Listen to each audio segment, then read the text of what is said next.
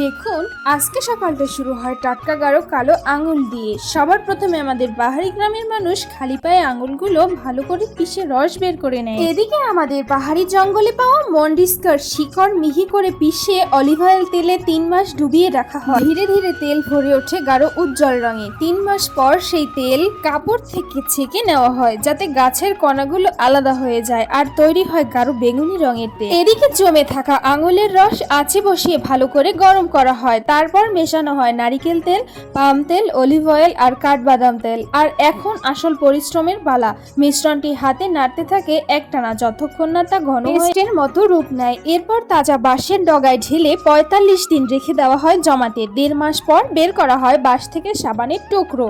এরপর আঙুলের মতো করে গোল গোল সোপ তৈরি করে হয় আঙুলের মতো থোকায় ঝুলে থাকা সাবানের মালা। হাতে করা এই অনন্য সাবান। ভিডিওটা ভালো লাগলে অবশ্যই আমার OMG3 চ্যানেলটি সাবস্ক্রাইব করে রাখবেন।